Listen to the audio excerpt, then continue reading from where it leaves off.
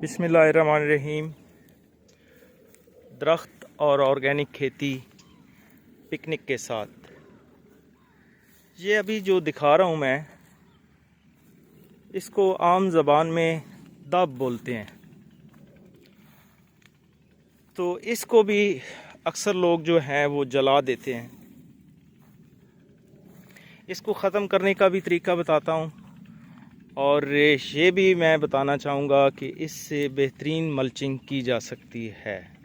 इसको जलाने की बजाय इसको काट के आप अपने परमानेंट रेज बेड के ऊपर रख दें, तो ये बेहतरीन मल्चिंग के लिए एक सोर्स है। सबसे पहले तो ये बताऊंगा कि इसको ख़त्म करने का तरीका क्या है। कोई किसी किस्म का स्प्रे करने की ज़रूरत नहीं है। 1 साल की मेहनत है, उसके बाद ये ख़त्म हो जाएगी। इसको काट के इसी जगह पे रख दें, आग नहीं लगानी, तो ये ख़ुद ब खुद ख़त्म हो जाएगी। तो दूसरा ये है कि अगर आपके पास मल्चिंग नहीं है तो ये मल्चिंग के लिए एक बेहतरीन सोर्स है। इसको काट के आप परमानेंट रेज बेड के ऊपर रखें और बेहतरीन मल्चिंग हो जाएगी।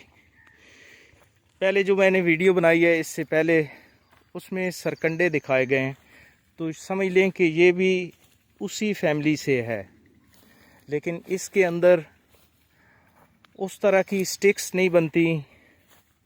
वो सरकंडों के अंदर जो एक छड़ी नुमा निकलती है, काना भी उसको बोलते हैं, उससे झोंपड़ियाँ वगैरह बनाई जाती हैं। लेकिन ये जो दब है, इसके ऊपर इस तरह की तने निकलते हैं, इनसे अक्सर झाड़ू बनाए जाते हैं। तो यानी इतनी फ़जूल चीज़ नहीं है जिस तरह लोग समझते हैं, और इसको अक्सर मैंने देखा है कि आग लगा देते हैं या ऊपर स्प्रे करते हैं। तो स्प्रे करने की ज़रूरत नहीं है। इसको काट के इसी जगह पे रखते रहेंगे तो ये बिल्कुल ख़त्म हो जाएगी। तो इसके लिए काफ़ी टाइम लगता है। तो इसको काट के आप परमानेंट रेज बेड के ऊपर रखें तो मल्चिंग के लिए बेहतरीन चीज़ है। बहुत शुक्रिया आपका।